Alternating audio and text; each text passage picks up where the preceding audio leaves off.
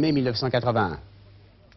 Poursuite aujourd'hui du débat sur le projet de loi relatif à la presse écrite. La guerre de procédure s'est poursuivie cet après-midi à l'Assemblée nationale. Hier, c'est l'opposition qui a tout fait pour empêcher le ministre concerné de s'exprimer. Et aujourd'hui, eh bien, c'était l'inverse. Mais cette fois, la majorité a joué au chat et à la souris avec les orateurs de l'opposition. Sur place, Daniel Brem et Jean-Louis Le Sen.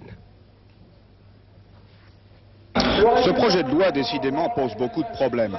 À l'opposition, bien sûr, mais aussi à certains membres de la majorité. À telle enseigne que le rapporteur de la commission des lois a tenu à dire qu'il parlait en son nom personnel. Il est tout à fait discutable de limiter en matière de presse la liberté d'entreprendre, quelle que soit la forme qu'elle revêt. La loi de 1881 prévoit en effet dans son article 5 que tout journal ou écrit périodique peut être publié sans autorisation préalable.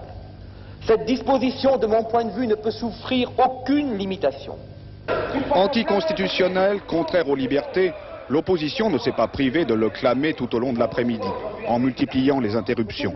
Mais c'est surtout la majorité aujourd'hui qui a fait traîner les choses en demandant des suspensions de séances à répétition immédiatement après le discours sur l'irrecevabilité proposé par l'UDF. Dans toute entreprise de presse, on pourra sans aucune garantie judiciaire perquisitionner de nuit, sans mandat, sans témoin et sans être tenu de faire un procès verbal sur l'instant. Ne dites pas le contraire, tous les juristes vous donneront tort dans quelques jours. Et comme le siège de l'entreprise de presse est souvent d'ailleurs aussi le siège de la rédaction, cela signifie que l'on pourra perquisitionner de nuit, sans mandat, à la rédaction du Quotidien de Paris ou à celle du Canard enchaîné.